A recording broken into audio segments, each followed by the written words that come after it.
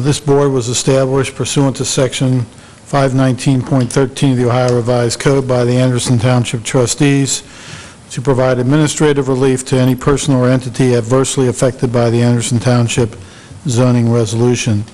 Would the secretary please call the roll? Rick Overschmidt. Here. Brian Ella. Here. Brian Sanders. Here. Steve Hagan. Here.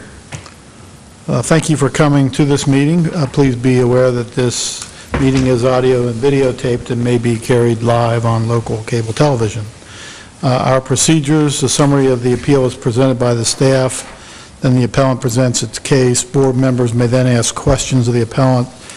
After that, all persons supporting the appeal will be permitted to testify after being recognized by the chair. When those persons supporting the appeal are finished, those opposed to the appeal will then be permitted to testify and/or ask questions of the board after being recognized by the chair. All persons wishing to testify, whether before or against an appeal, may do so only after being sworn in. When testifying, please come to the microphone, state your name, address, and relationship to the case. Please, the board will hear new, non-repetitive evidence or questions. Now, will everyone who wishes to give testimony this evening please stand? Raise your right hand. Same presentation. Repeat after me. Or do you swear to tell the truth, the whole truth, and nothing but the truth, so help you God? Thank you. Are there any changes to tonight's agenda? No. Okay. Minutes of the December 5th meeting. I had a few notes that I passed on to Allison. And I had a few notes that I passed on to Allison. So they will be as amended. Any other changes? Or did you have- Not here. No. All right. I move we accept the minutes as amended. Second. Motion second, all in favor? Aye. Thank you. Election of officers. I think the tradition of this board has been to rotate the chairmanship, and that's a tradition I'm more than happy to You don't want to be with them? continue. You've done such a good job. So I'd like to make a motion that we elect Brian Elliff as the chair of the board for 2014. Second. Motion and second, all in favor? Aye. You voted for yourself. We need to name a vice chair and a secretary. I think in seniority, it's probably Steve as vice chair or Fred, Me for You've been vice here long chair. enough. and Fred for secretary. Yes, and I move that we, can I nominate myself? Make a motion for myself? Let's not. I'll do it. Just in Okay. case. I move we, I was just going to go and take care of business for crying out. I move we name Mr. Haber as vice chair and Mr. Hayes as secretary for 2014. I'll second that.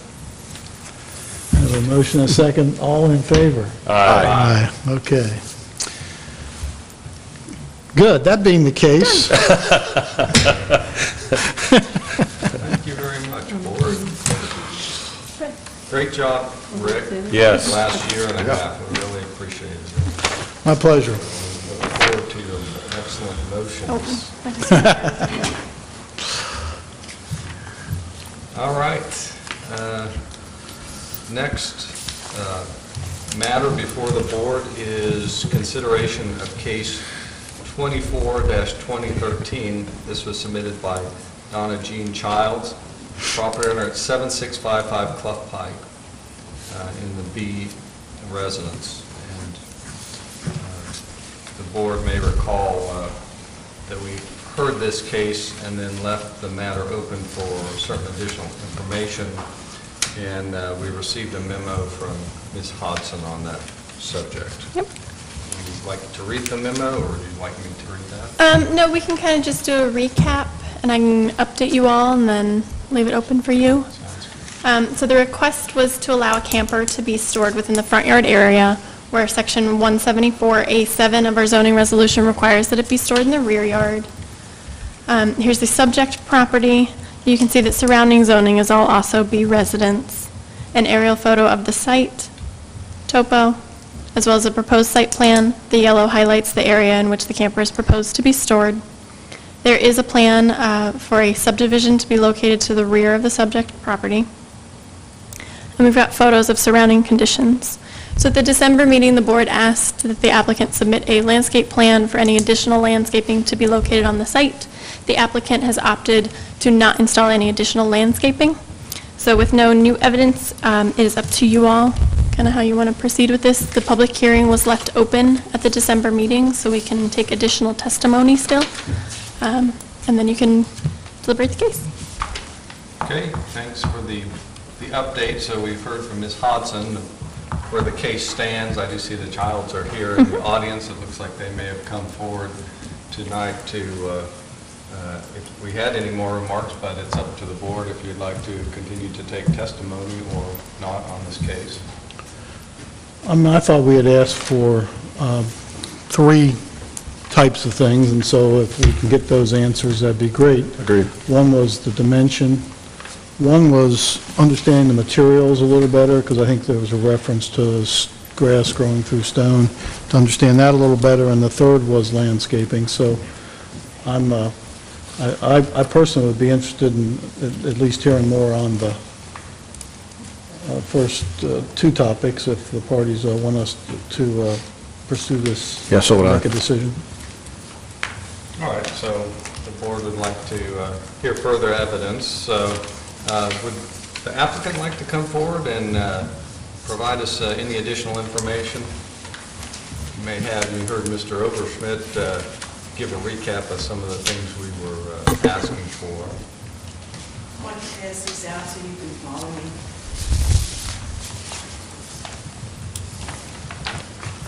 Thanks.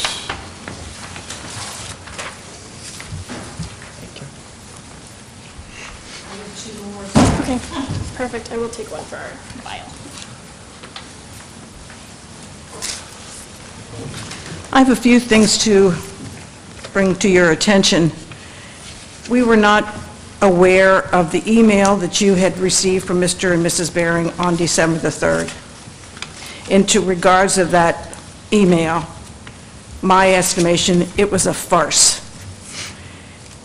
We regret at this time that we have the misfortune to have neighbors that don't know where their property line is located. The 47 years, we did not change or move the line. I know where the property line starts and ends, and that it crosses the driveway, their driveway, vertically. Our driveway was installed while our home was being built. There was never a problem with the previous owners. For 20 or so years, the Berings assumed the line ran between the driveways. For 47 years, I knew differently. I'm aware of Mr. Bering's tendency to sue. So when my husband wanted to install drainage trenches, I told him that he must have the property surveyed before he began to dig. When this process began, my instincts were on spot. Mr. Bering went ballistic. It was the same as witnessing road rage. Over the time, he became more and more combatant, so much so that I fear our safety is in jeopardy. In speaking with Mr. Bering, I told him that if he disagreed with the surveyor's findings, he could have his surveyor do it all again. The difference, their surveyor and our surveyor, was between 2 to 4 inches. My husband explained to Mr. Bering that he had the time and the equipment to move the driveway. The only expense to Mr. Bering would be the materials. It was at this time he became volatile. In February of 2009, Jerry Rosenfeld and Rosenfeld Associates land surveyors came to our home on behalf of the Berings. He inquired if we would consider a permanent easement. I told Mr. Rosenfeld I had no problem with his inquiry, and it would be Mr. Bering's responsibility to file for the ingress and egress easement at his expense. Mr. Bering chose not to file. To our surprise, after speaking with the Hamilton County Engineer's Office, the cost would have been approximately $50. We were more willing to discuss the issue, but he would insist that the findings of the surveyors were incorrect. This past summer, Mr. Bering had the surveyors of the new subdivision, Foxbrook, to resurvey the property. Right on the mark we are with the original survey. There were no new findings. Over the years, Mr. Bering has antagonized my family endlessly. No good neighbor. He is not. There is quite a bit of water flowing onto our property behind our house. We received permission from the previous owner prior to Foxbrook for trimming, trenching, digging on their property to stop the water flow onto our property. Somehow, Mr. Bering got the 92-year-old Mrs. Jean Martin on the back lot out of the house to show her what we were doing to her property. After talking to Mrs. Martin's son, we are concerned what Mr. Bering told Mrs. Martin because her son said he couldn't get her out of the house for any reason. Mr. Bering's next move was to call the Anderson Township Planning Zoning, and Barbara Hefner came out, inspected the area, and informed us about the equipment issue. She said she understood about the wet ground, that the work would take some time, and that the equipment would need to be removed after the job was complete. Ms. Hefner did her job. It just was not enough for Mr. Bering. I would like to address my husband's large tandem dump truck. It is never on our property more than 10 hours at a time. If he brings it home, it is late in the day and leaves early before daybreak. I'd say this happened maybe a dozen times over 6 years. Yes, we did put toilets on our property to let the Berings know where the property line was located.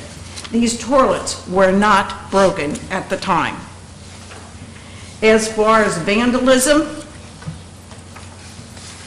in April of 2011, our neighbor called the Anderson Township Planning and Zoning again regarding the toilets and mosquitoes. Anderson Township forwarded this information to the Board of Health. The board seemed amused. Their solution was to have us drill a hole in the toilet, add mosquito control tablets, or turn them over so the water would not collect in the bowls. We did replace the vandalized toilets with landscaping boulders in 2 large slabs in the front in the fall of 2013. These do not cover any surveyor markers. GPS aren't used for land surveyors. When will these people understand that they never owned about 1.5 to 2 feet of this property? This was never any doubt where the property line was located. In May 1994, at the cost of $5,800, I had a stone wall between the 2 bridges to stop the property erosion. If the Berings thought this was common ground, they certainly didn't offer any monetary compensation.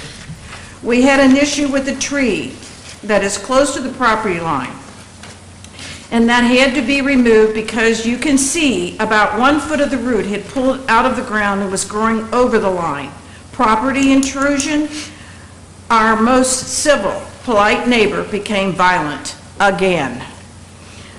We had a very big problem with thousands of starlings around our home in the morning and evening. We cannot enjoy our time outdoors. Our vehicles must be covered at all times, and the roof and new patio are a mess. Mr. Martin, the previous owner, generously gave his permission to discharge a firearm to frighten away the birds. We also contacted the Hamilton County Sheriff's Office, inquiring as to what kind of firearm could be used. We knew where we could use this firearm.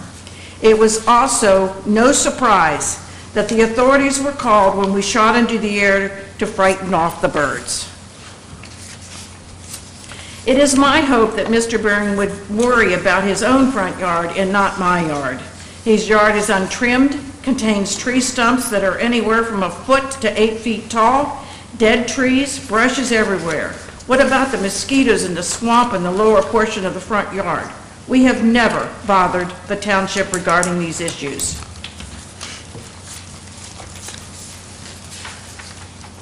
Until the Berings find a solution to their misfortune, we have offered 2 inexpensive solutions.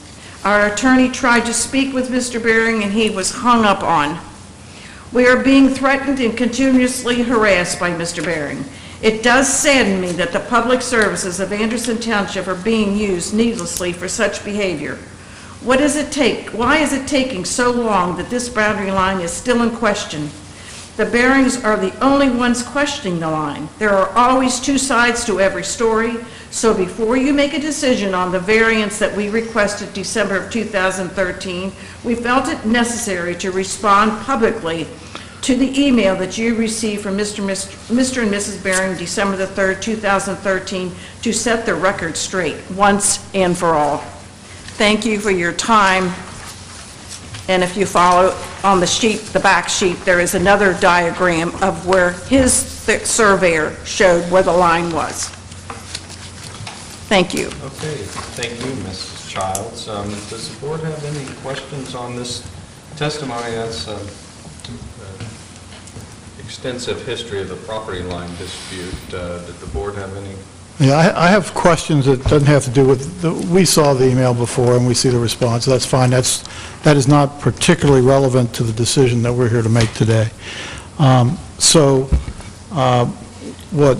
we care about, or what we asked about the last time, which is the dimensions of the proposed parking pad, the materials of the proposed parking pad, and if is or is there not going to be any more landscaping installed around it. I think the last one, we understand you've indicated there won't be any more landscaping, so we still need to know the dimensions of the parking pad and the materials. Was there any more questions for Mrs. Childs? Just a moment, Mr. Childs will be with you. Is there any more questions? No, I don't have it.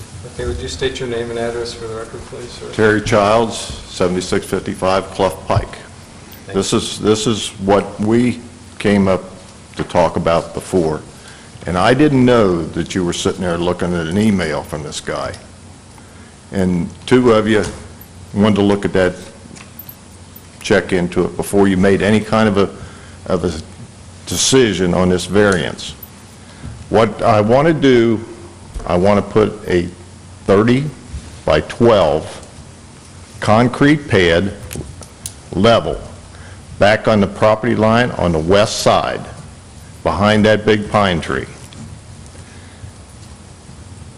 The camper would be put there summertime only, as we use it sometimes twice a month. The other, and it's a weekend thing. There would be no road going from the driveway to this piece of concrete because there doesn't need to be a road. If the road, or if it's raining or it's wet, the camper can come back up onto the concrete by the house. We just need this. We're trying to get it away from the house when we're not using it. Or not, it's just to be out of the way, because up by the house, the parking area is also a turnaround area for the garage. UPS and the people, all they come up there, and if they can turn around there. If they don't, they turn around down on the grass, and I've told them that's where they do it. So there wouldn't need to be any kind of a road. As far as this landscaping thing, I'd be tickled to death if Mr. Bernigan never cut his grass. I would not have to worry with dandelions and clover and anything else. But you've seen the pictures. That's the kind of landscaping I look at. I don't care. I really don't care.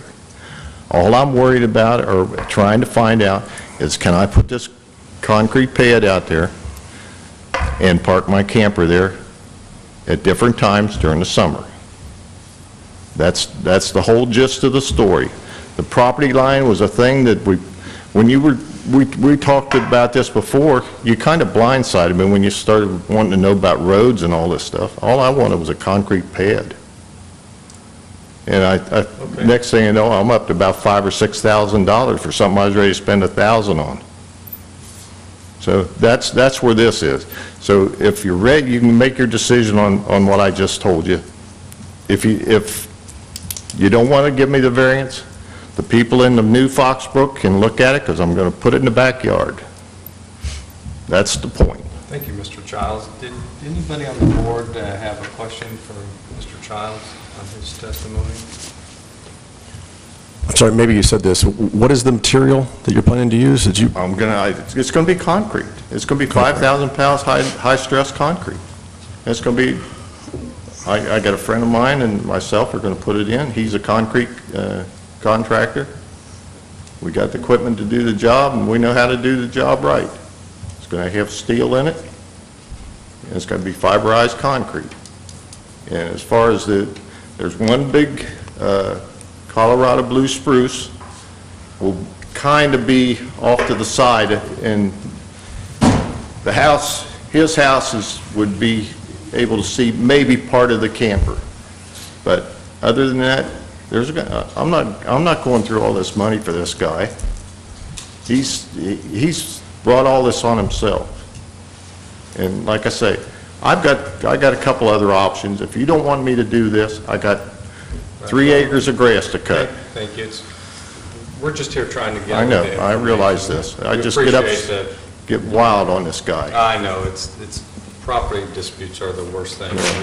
We appreciate the history. Were there any more questions by the board?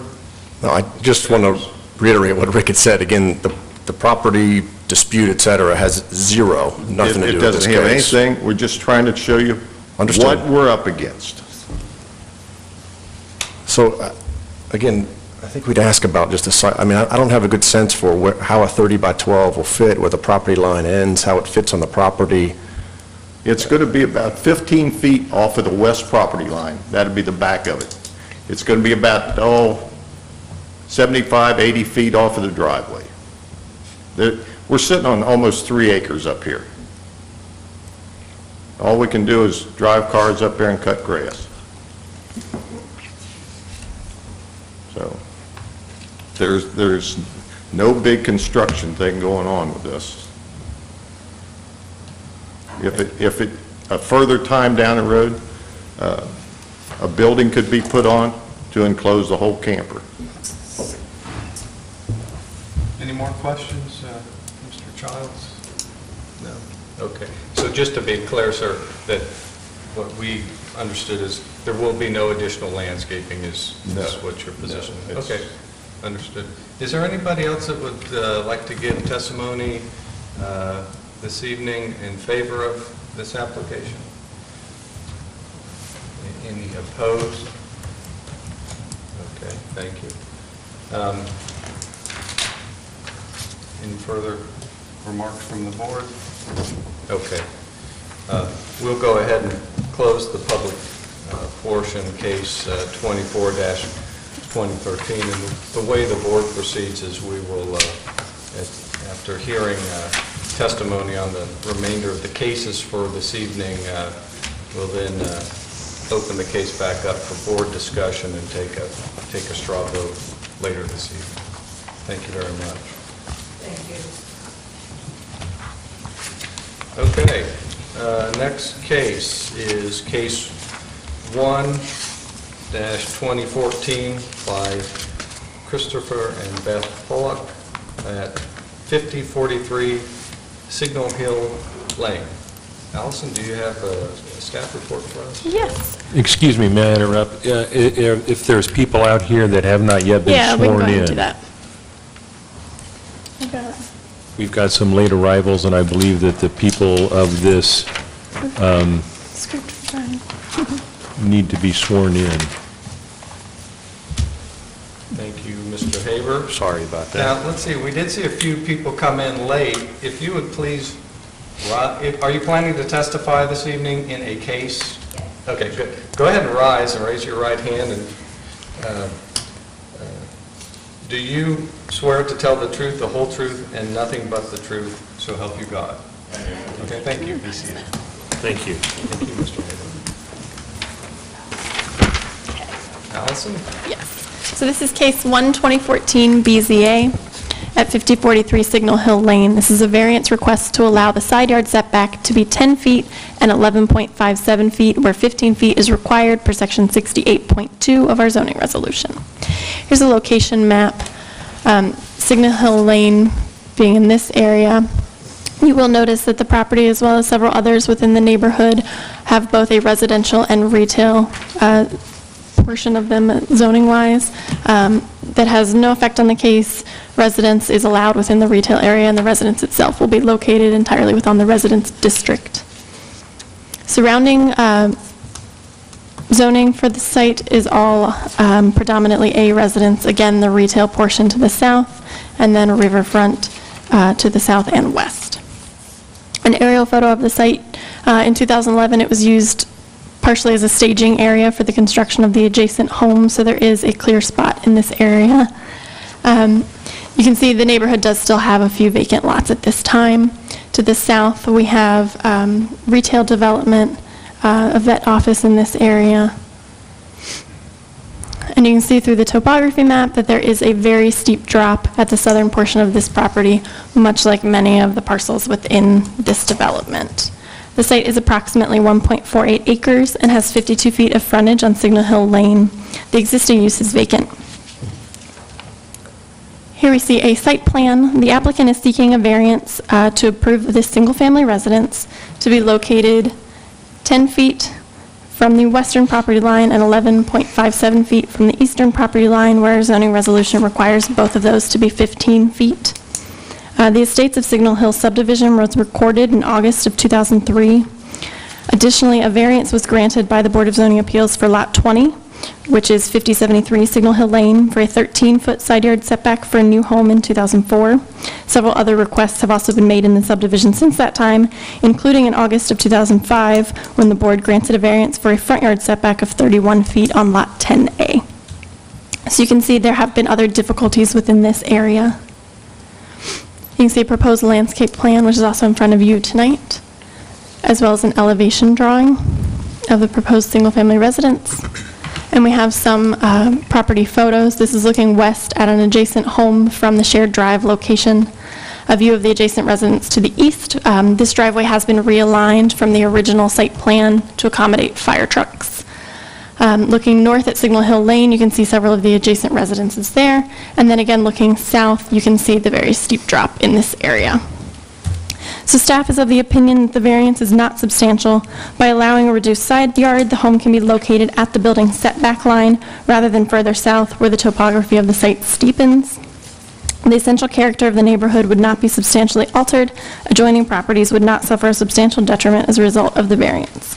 Other homes in the neighborhood have received variances for reduced yards, and given the variety of housing styles and alignments within the neighborhood, this home would not be out of character. The variance will not adversely affect the delivery of government services. Utilities will be located within the front yard area and not affected by the reduced setback. The spirit and intent of the zoning requirement would be observed and substantial justice done by granting the variance. The distance between this home and the adjacent home to the east will be approximately 53 feet, which is well above the 30 feet that would be achieved if each home were to meet the minimum required side setback. And if you have any questions? Any questions for Ms. Hodson on that staff report? All right. Would the applicant like to come forward to the microphone? Please introduce yourself with your address and tell us what you'd like to about your application, please. Hello, can you hear me? Yes. My name is Beth Pollock, and I'm the co-applicant. Chris Pollock, co-applicant for 5043 Signal Hill. Thank you. The only thing I'll add, and I think it was in our response, was when the original site plan came back, and this was after we had purchased the property, moving the house back to accommodate the 15-foot setback puts the house on an original stone wall that we had planned to keep in place as a nice aesthetic for the backyard. So that's part of our concern, is just the usage of the backyard. Right. And the other thing is that we wouldn't be able to build the house, we think, if we don't get the variance, because the 25-foot setback puts us on the steep part of the hill, which is, there's already been cited in the original development that there was some landslide toward the bottom of the lot. I think you can see in one of the pictures near the hospital. So the way we feel comfortable is being on top of it as opposed to starting to slide down. So this is the reason for the request.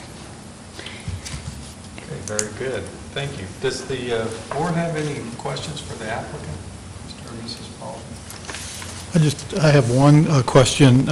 In the emails from your neighbor that you submitted, there was some discussion of the lowering, setting the grade of the house, and that being kind of important in all Right. this. Yes. So the plans, and Steve is a resident architect up here, may be able to help me, show the grade. Do they show the grade and elevation? I think if you look at the plan, I'm not sure if it's on the full architecture plan that you have, but the architect built in that if you're looking at the house, the left side wall of the garage is reinforced to be a retaining wall, so the house can be set. Because of the steepness of the hill, we wanted a more level front yard, and so we're planning on dropping the house 3 to 4 feet to provide for a more level, stable yard. So I'm not sure where it shows, but is part of the architecture build plan, which helps their view. So that's why they like it. It sounded like it was a factor of, to be taken into account, Yeah, it so. definitely was a benefit to lower it. Yeah. Okay. That was my only question. Any other questions? We did receive a landscape plan Yeah. from, looks like BZAC for the front of the home. Can you tell us a little bit about that? Was the intention of that to, looks fairly extensive, to provide buffering because you're getting a reduced setback, or? So, We're interested in hearing about that a little bit. at least. So when we understood the process to go through the zoning request, we submitted our paperwork, and 2 days before it was due for this meeting, it indicated in there a landscaping design was required.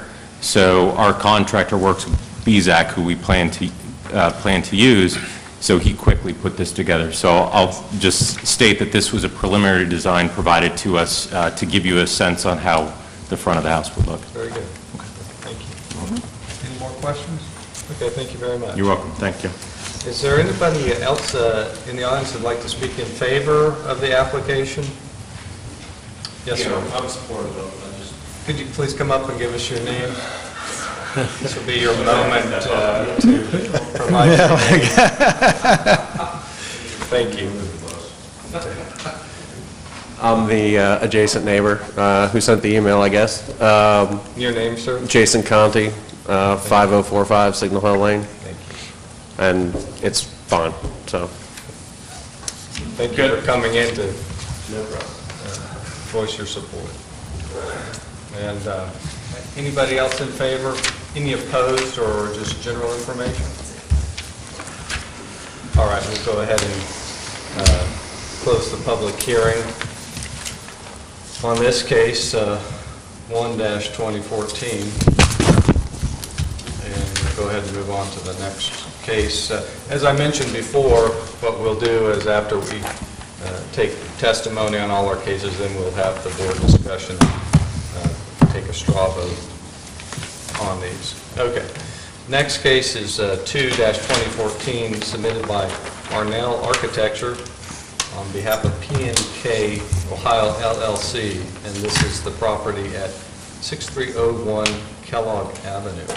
So tonight, we have our new co-op student, Sam Schroeder, here to give this presentation to you all. I know some of you have introduced yourselves, so take it away. Mr. Schroeder. All right, yes, my name is Sam Schroeder, and this is case number 2014, BZA, at 6301 Kellogg Road, also known as Belterra Park.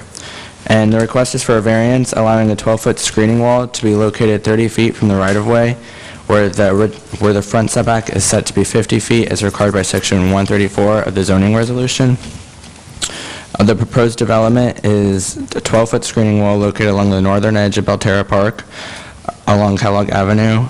The screening wall is 154 feet and 3 inches long from east to west, and it would shield the loading dock from the right-of-way. The majority of the screening wall, 80 feet, is parallel to Kellogg Avenue, and the wall is designed to be consistent with the rest of the development. In addition to the existing landscaping, ivy and 3 different types of trees are planted along the wall to buffer it from the road. The history of Belterra Park, it was purchased in 2011, and they appeared before the Board of Zoning Appeals to request the height and fencing variances related to redevelopment. In 2013, with construction underway, they appeared again for signage variance, and then they have a planned opening of May 2014. And then the staff finds that the variance will make the development more attractive for both consumers and passerbyers and adjacent property owners by shielding the loading dock. It will not alter the character of the neighborhood, and adjacent properties will not suffer as a result of the variance. The vegetative buffers between the wall soften the effect of the screening wall, and it will have no effect on the delivery of governmental services, and the property owner's predicament cannot be feasibly avoided by any other method in the variance. Okay, thank you, Mr. Schroeder. Does anybody have a question for staff on his report? I have one question, which is, are we looking at this retaining wall as being part of the building, and therefore that's why the front yard setback applies to it? So in this area, if it were a retaining wall, the front yard setback would not apply because it's not retaining any earth. It is just a screening wall. We are considering it a structure within the front yard setback. Structure in the front yard, okay. Thank you. Okay, no more questions for staff. Would the applicant like to come forward, and if you could introduce yourself and your address, please? Thank you for coming again. We seem to be coming back. My name is Bob Herr, and I'm Vice President of Design and Construction for Pinnacle Entertainment. And first off, and address would be 6301 Kellogg Avenue. First off, thank you for considering our request. And to reiterate, I think staff has done a great job with representing our perspective as to why we're seeking the variance. But just to expand on that a little bit, the whole purpose for the screen wall is basically to clean up the sight line, to eliminate the sight line actually, right into our loading dock area. That's also where our trash compactors are concealed back behind the building, but there would be visibility without this screen wall. So we believe that the screen wall enhances the property and that it improves the streetscape as you drive along Kellogg. And in addition to the wall itself, of course, we are putting the landscape, which helps add to the aesthetic value of that wall. So once again, thank you, and I'm here for any questions if you have any. Okay, any questions for Mr. Burr on this setback variance for the screening wall? None here. I have a couple. Please go ahead. They're pretty easy. The Boston ivy, because, it's half a football field long wall, so the Boston ivy is going to be growing up the wall, or is that standing separate, or is that? It's intended to be planted at the base of the wall, and over time, of course, it will make the climb up. Climb up, okay, to break up that wall a little bit. And then and I understand the goal of blocking all the rear end, so to speak, of the facility. The 12-foot height determined to block at a certain, it's a 12-foot, what's the height on it? I think that's the maximum height that we're going for, and when we do the final design of it, it may be a tad lower than that, but we looked at it from the elevation perspective, as if you're driving on Kellogg, we're elevated a little bit over, so 12 would be our maximum height with it. And the goal is to block the top of tractor trailers parked there, or? It's really the sight line directly into the loading dock area, and then, well, I'm looking at the picture. If you go back to that previous slide. Oops, one more. The one with... That yellow area there? That's where our, wait a minute, that's not right. A little bit lower than that. You can see where that triangle is, and that's where our loading dock, where the semis would back up into. Just a little bit south, it's not shown on the page, but it would be below the last one of those. That's also where our trash dumpsters would be and our compactors. So it just helps block that whole sight line back into it from Kellogg. And then finally, just because I always liked the ponies at River Downs when it was there, this doesn't block the whole view of the grandstand from Kellogg? No, not at all. You still get the perception there's a racetrack there? Absolutely, absolutely. Matter of fact, you'll still be able to see the tote board from Kellogg Road. Okay. Thank you. Okay. Thank you. Any other questions from the board? Okay, is there anybody else that'd like to give testimony on this case this evening? Okay, seeing none, we'll go ahead and close the public portion of this case 2-2014, and now we'll return to deliberation of cases. So the first case for deliberation, we'll go back to our first case this evening, case 24-2013, Mr. and Mrs. Childs. Somebody like to start off with deliberation or comment on this case?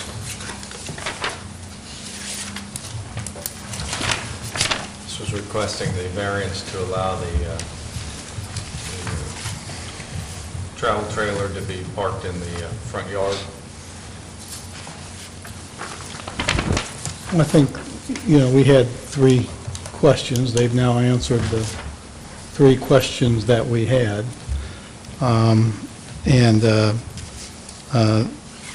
They also clarified that there wouldn't be anything but grass between the driveway and the pad. I think there had been some discussion about grass growing through stone at the prior meeting, but maybe we misunderstood that.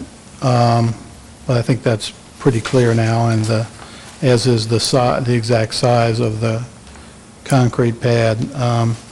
As for the landscaping, I had had hoped that, obviously, we're making a decision here regardless of who the next door neighbor is. Yeah.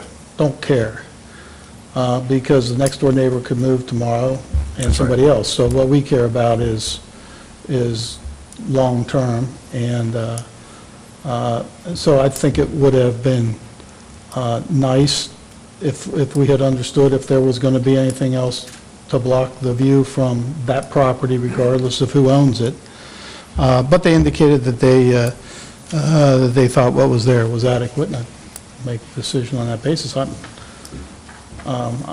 thought that the last meeting, that there was some indication maybe they were thinking about putting something or another just to block the view, but obviously we have a testimony tonight that they believe that they've got a big tract of ground, and I do think the very valid point of that if we don't grant this, they can park it in the backyard, and that may be a greater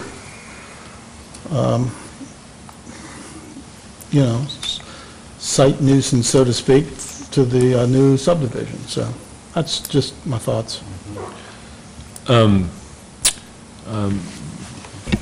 my point of view, and I'm reviewing the minutes from when we originally heard the case, there were a couple items which indicates to me that our request to see some finite documentation about vegetation was prudent, in that, and I quote, Mr. Sanders asked what type of hard dustless surface. Mr. Childs replied it would be stone with grass growing through it, period. It goes on to say that Mr. Eliff asked if additional trees would be planted around the pad area. Mr. Childs replied they would be planting evergreens. So we've had testimony that is a part of public record at this point that now contradicts testimony that's been given tonight. And I think the purpose of our request at our meeting when we originally heard this was to make sure that we understood what the applicant was providing. And I'm still unsure, except with the testimony that we have tonight, differing than what we saw before, what the applicant is providing. In addition to that, now we're dealing with a concrete pad. There's no road to the pad, so that when the ground is too wet, that they're going to park it in the side yard, and so on. So I'm still unsure as to what the applicant intends to do, and I believe that what we were seeking at our last meeting regarding the landscaping was a better definition of what was being planned. So not seeing that, I'm not sure where to go. Okay, thank you, Mr. Hager. Mr. Sanders? Yeah, I'll just reiterate, that's kind of where I am. And again, I was going back to the notes myself to see what was discussed last time and what was discussed tonight. And again, you go to the end here, and Mr. Eliff moved, Mr. Sanders seconded, to continue the case to February and ask the applicant to submit a site plan showing the dimensions of the pad, the materials of the pad, and any proposed landscaping. So again, if we grant this variance, we don't have that site plan. So short of us granting the variance and specifying in our variance what he can do and the size and where it could be located, and I don't believe we're in that business. I think it was incumbent upon him to submit a site plan, and I haven't seen it.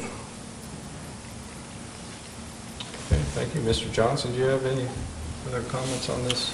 I was not here for the original testimony, and I'm not sure what I missed coming in late, so I was going to abstain. Maybe abstain from that. Very good, thank you. I forgot that you weren't here last time. So. And my only additional comment was we did have unrefuted testimony that it can be parked in the backyard in compliance with zoning. Correct. So what I always try to do is try to determine the hardship, and based on that, it appears it can comply with zoning, although it may in fact be more disruptive for the neighbors, which, is just, I guess that I'm not happy about that, but the zoning code allows it.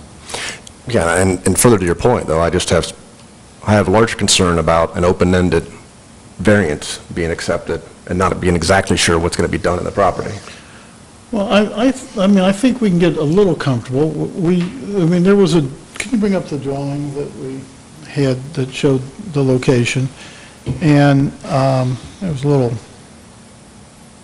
that.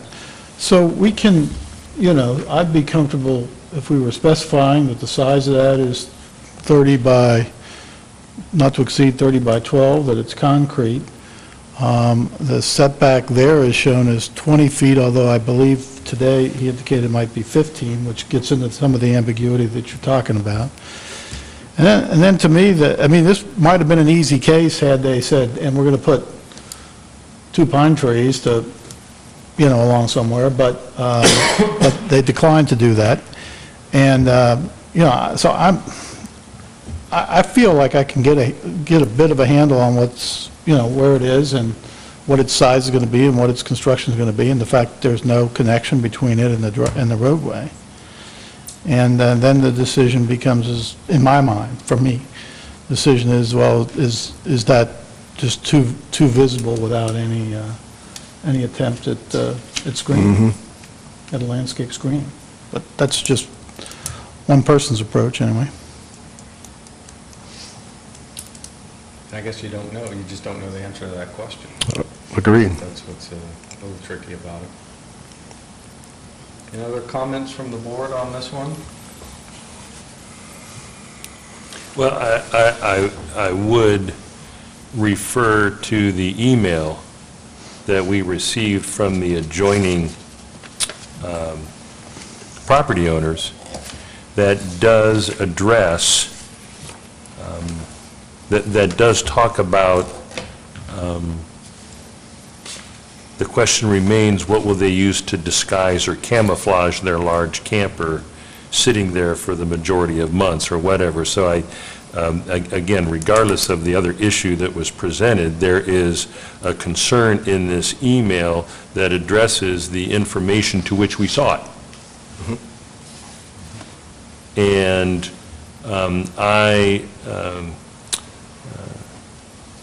I think we made a reasonable request of the applicant to help alleviate the board's concerns regarding those issues, and we see none, is that I have a tough time moving forward affirming this variance.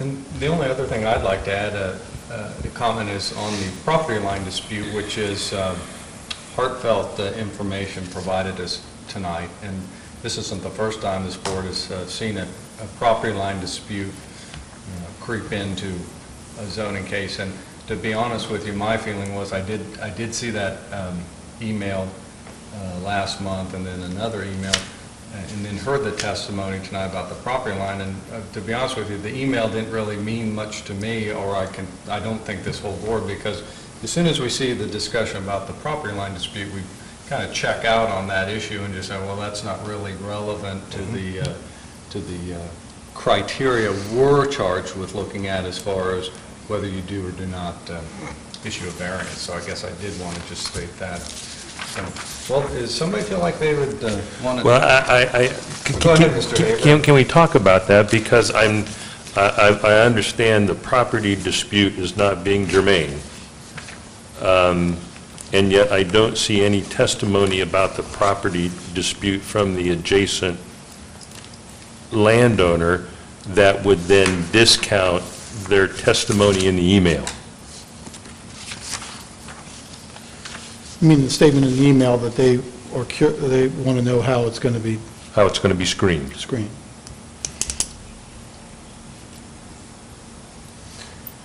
Okay. All right. Who'd like to make a motion on this case?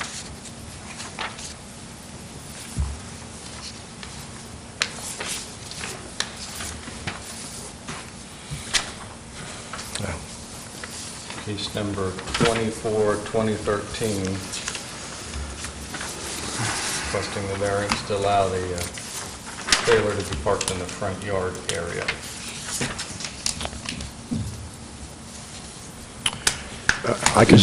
Seeing how the information that the board requested has not come forth, are not our options either to make a motion either in favor or deny, or to leave the matter open and not take a motion on it, so as to leave the opportunity for further developments? Well, I think it was pretty clear, from at least from what I heard, is it's developed as far as it will go. The applicant's being clear. In fact, I asked that clarifying question, that there would or would not be landscaping. We have that question answered. I think we have the other question answered as far as the types of materials that we're going to comprise the pad. We also have the question answered of, is there going to be a connection? And I believe I heard also the answer to the dimensions. Was there something else? Okay.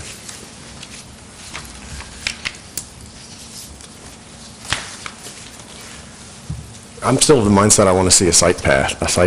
And again, I don't think we necessarily need to keep it open. I mean, I think, it's been 2 months since we first discussed it. I don't like granted variances where I just don't have a comfort level with what may happen. And yeah, we could constrain it to a certain extent, but I just feel like the more things we constrain on our own within a variance just gets us into potentially ambiguous gray areas. The other two cases here tonight did come with, our fence is about 12 feet, it's about 80 feet long, it's going to be sort of like this. I mean, there's specific site plans and drawings that give you a comfort level with what you're signing up for. So I'd like to, I guess, make a motion that we deny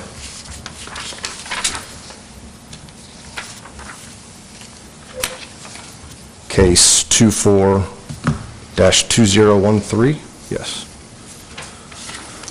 that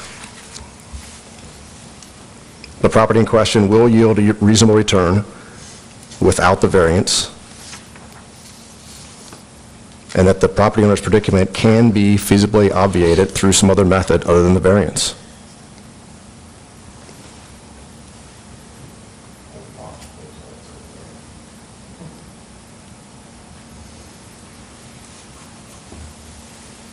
All right.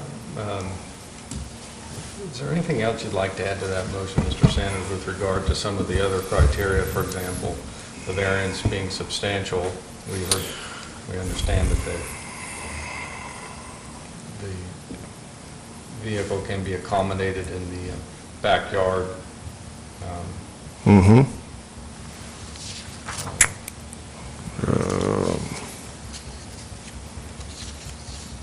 I guess, you know, and I'm thinking out loud here. The essential character of the neighborhood could potentially be substantially altered. Adjoining properties could suffer a substantial detriment as a result of the variance, given the lack of pertinent details.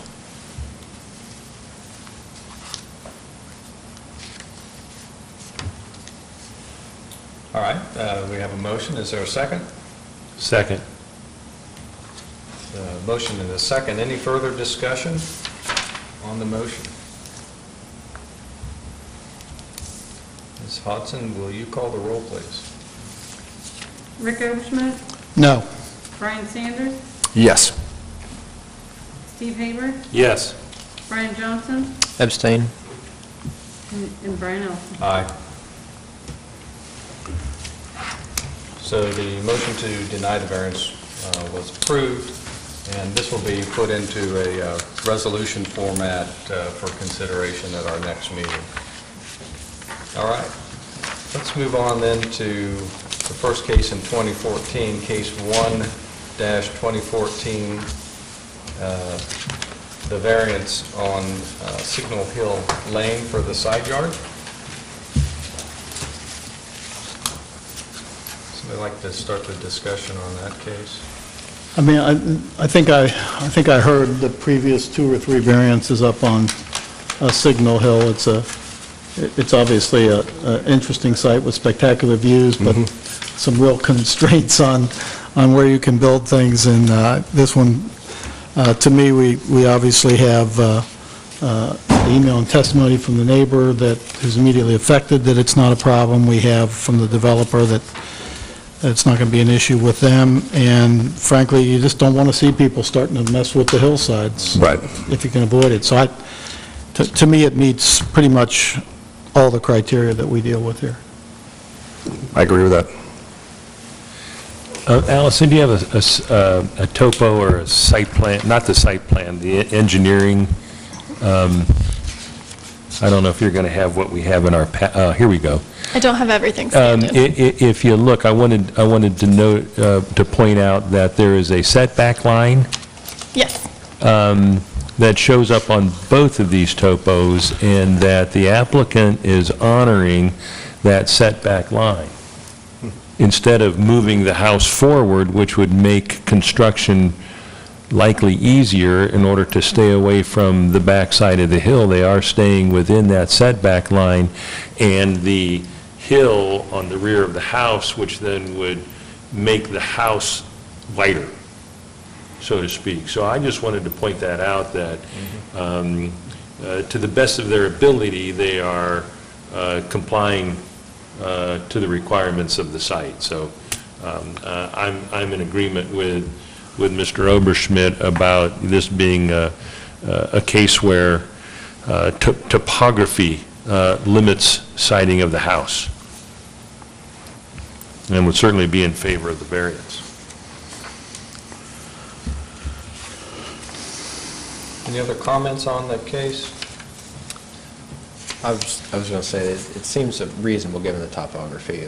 Some of these houses up there are situated on the hill. It's reasonable given how some of these lots are, and it does seem to have enough space relative to the other houses. There was mention of maybe a smaller house that would be easier to fit in there, but that obviously wouldn't fit in with the character of the neighborhood. Good point. Agree. And I'll add to those comments that I thought it was important, and I appreciated that the applicants were concerned about that old stone wall up there. You drive through that neighborhood, there's a lot of charm and history up there. And they're building a brand-new house, but they're keeping that wall there, and that kind of, it kind of ties in the old with the new up there. So I thought that was actually worthwhile, raising merit to justify a variance as well. So could somebody make a motion on this case, please? I'll make one. I make a motion in BZA case number 1-2014, address 5043 Signal Hill Lane, to grant the requested variance for the side yard setback of a single-family home to be 10 feet and 11.57 feet, where 15 feet is required per section 68.2, in accordance with the drawings, site plans, and exhibits submitted to the BZA on January 17, 2014, and the subsequent landscaping plan. Based on the following findings, the variance is not substantial. By allowing the reduced side yard, the home can be located at the building setback line rather than farther south, where the topography of the site steepens. The essential character of the neighborhood will not be substantially altered, and adjoining properties will not suffer a substantial detriment as a result of the variance. The variance will not adversely affect the delivery of governmental services, and the spirit and intent of the zoning requirement would be observed and substantial justice done by granting the variance. Furthermore, the project is to be commenced within 1 year and completed within 2.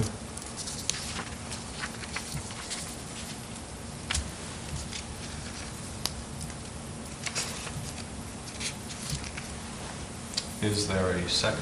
I'll second that. There's been a motion and a second. Further discussion? Roll call, please. Rick Oversmith. Aye. Brian Sanders. Aye. Steve Haber. Aye. Brian Johnson. Aye. Brian Ellis. Aye.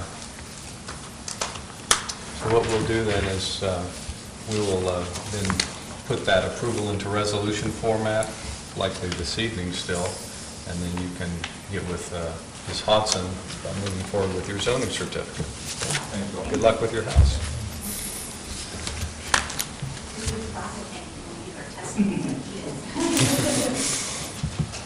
Thanks for coming. All right, let's go with case 2-2014, the screening wall in the front yard. Would somebody like to start discussion on that?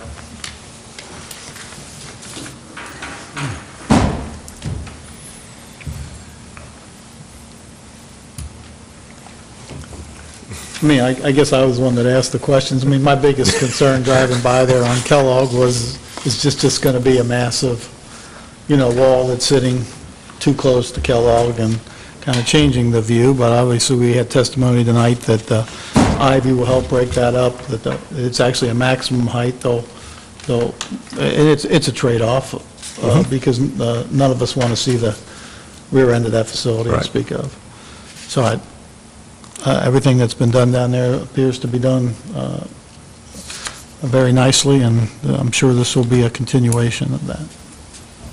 Well, if you look at the last drawing, the section through it as well, is that in accordance with the letter, they attempted to accommodate the screening with berming, and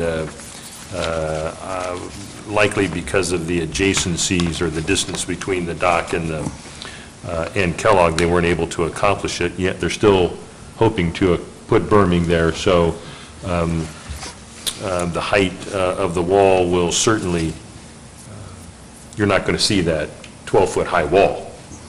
So, I commend the design for putting the berm there as the original screening tactic, which, if unable to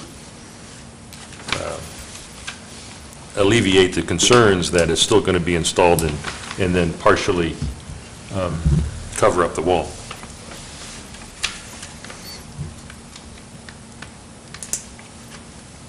Any other comments from the board? Mr. Sanders, Mr. Johnson? Nothing here. No? I don't have any comments either. Would somebody like to make a motion on this? Steve, is it my turn or your turn? It's your turn. It's my turn. You asked the questions. I like not having to do that.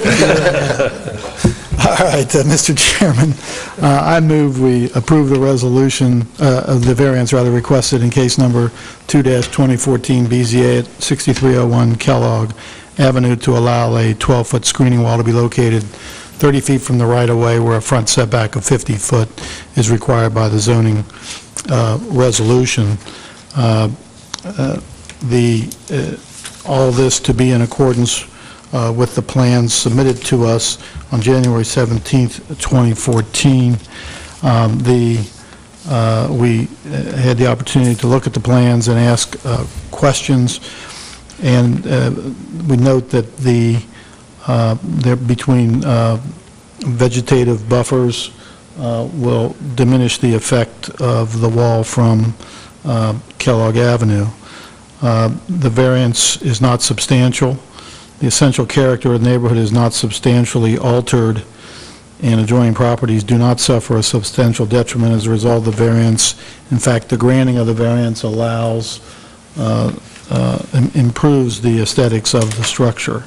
The variance does not adversely affect the delivery of governmental services, and the spirit and intent behind the zoning requirement is observed, and substantial justice done by granting the variance.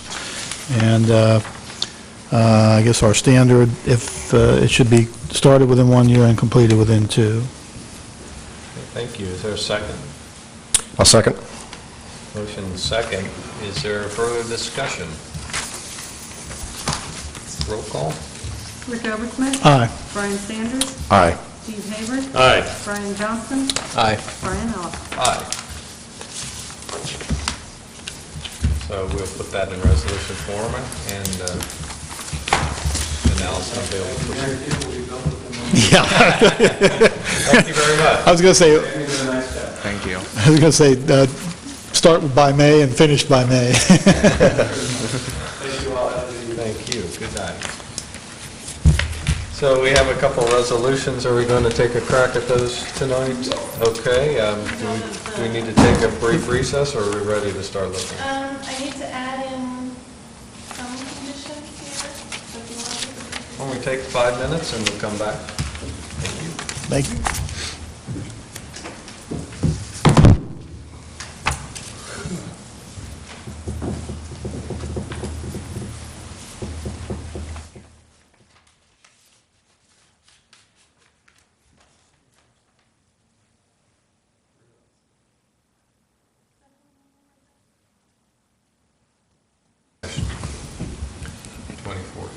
Yeah, 1/2014.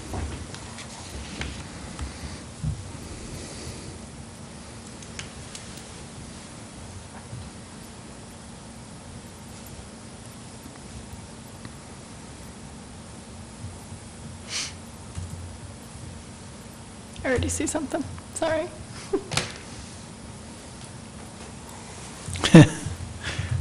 You're not, yeah.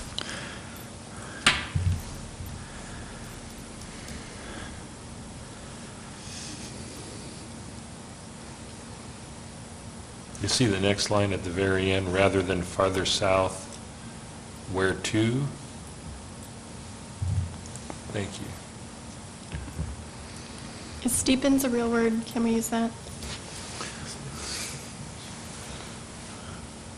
You say it becomes more steep.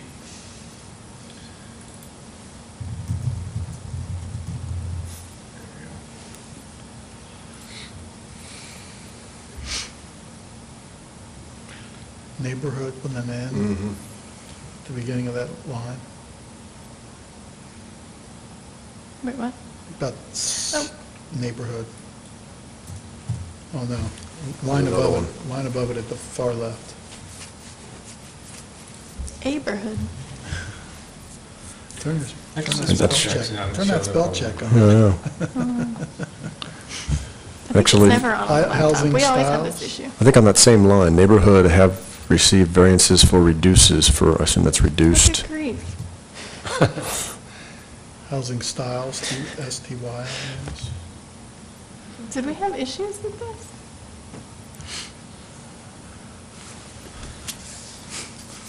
You can type them like They don't call them, them and they're they right don't in call the them staff bugs report. for nothing, you know? Well, I know, I copied and pasted them from the staff report, and I think they're right in the staff report. I hope. They are right in the staff report. I want a new laptop.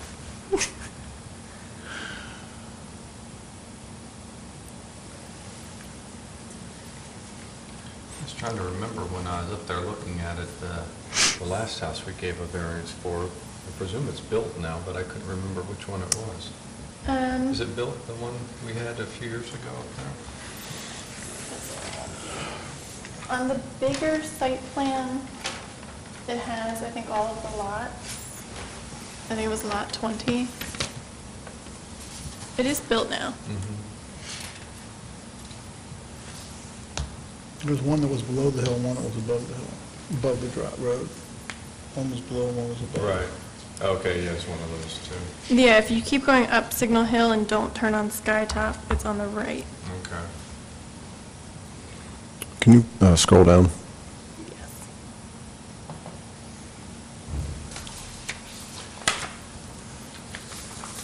Should we not reference the drawings? Rather than just the plot plan and drawings. Is that what you're saying, Steve? Yeah. Is that there's, Are they dated or are they submit, is that the? It's the submitted thing, we always call it dated, January Okay. 17th. It's our received stamp. Gotcha.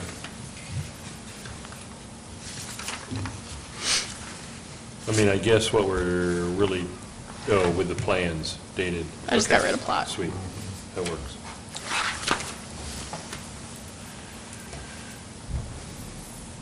Okay, would somebody like to make a motion? Is there anything else down below?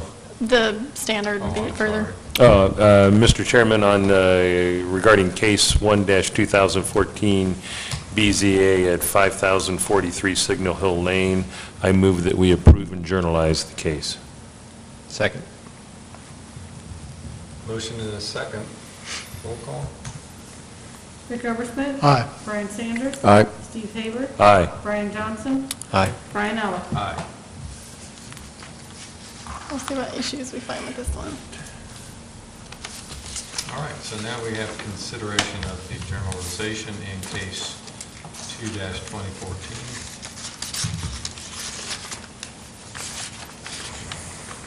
For the front yard variance.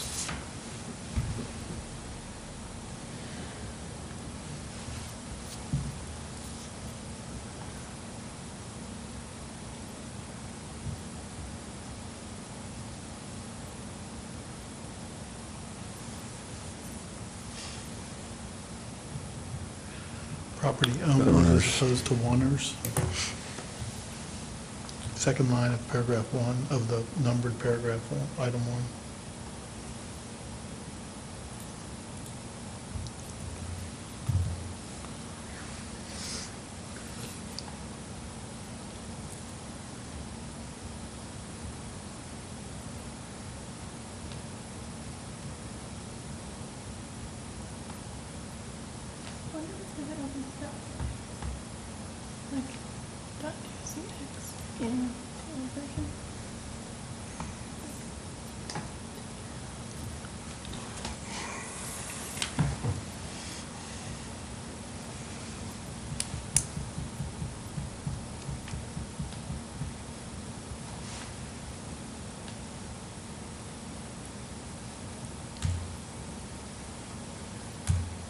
Okay, you ready to scroll down a little bit? Mm-hmm.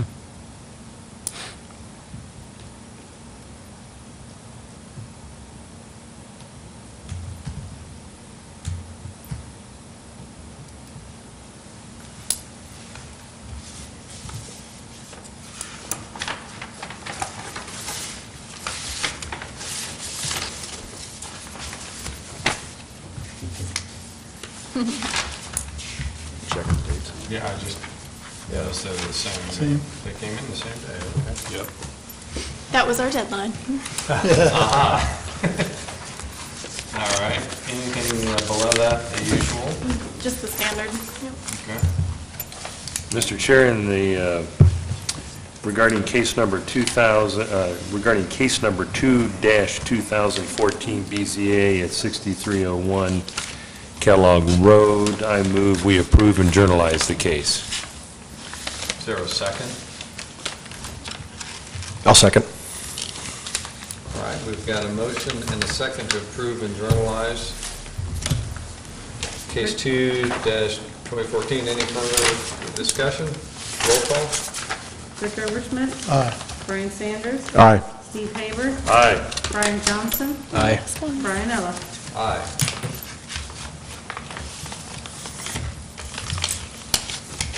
And I had one quick question before we adjourn. Yeah. The Last meeting, we talked a little bit about property maintenance, and I just was reviewing my old records and could not find my property maintenance code, and could I get a copy, and I don't know, do the other board members have a copy of that code? Maybe we could, I know Mr. Oberschmidt has one, but maybe we could get some next time, just to... Yeah, the plan actually is to set up, I know a few of you have gone through the training for property maintenance, but we want to have Tom Crusoe, who's our property maintenance inspector, come in and do like a half hour to 40 minutes of a walkthrough of what the property maintenance code is, how he handles complaints and things like that. So I'll get you all a copy before we do that. Sounds good. Okay. Any further business? Okay, we're adjourned. Okay.